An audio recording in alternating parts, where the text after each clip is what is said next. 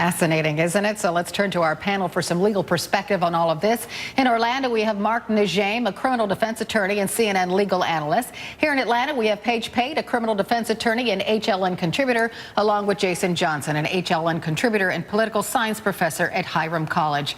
Welcome to all of you. To get convicted of anything. Well, Paige, I see you shaking you're nodding your head in agreement with Jason. You know, what really struck me is Juror 37 kept calling Zimmerman George, said George had a big heart, said he was guilty of not using good judgment. She said he shouldn't have gotten out of that car, but he really cared about that community. She did not talk in those terms about Trayvon Martin. Why do you suppose that was, Paige? Look, this doesn't surprise me at all. I've talked to a lot of juries after I've completed a trial, and you've got to go back to jury selection. And like it or not, race matters in selecting a jury. And trial lawyers who ignore that fact do so at their peril. A jury is going to pick which side it relates to. Individual jurors will do that.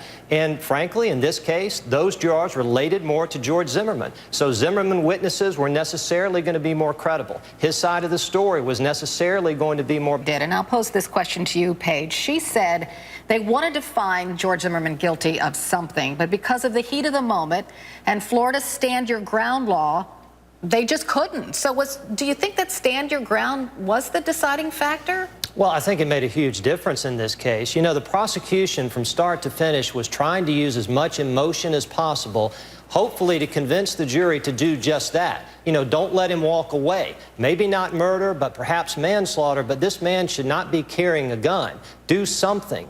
Feel sorry for Trayvon Martin.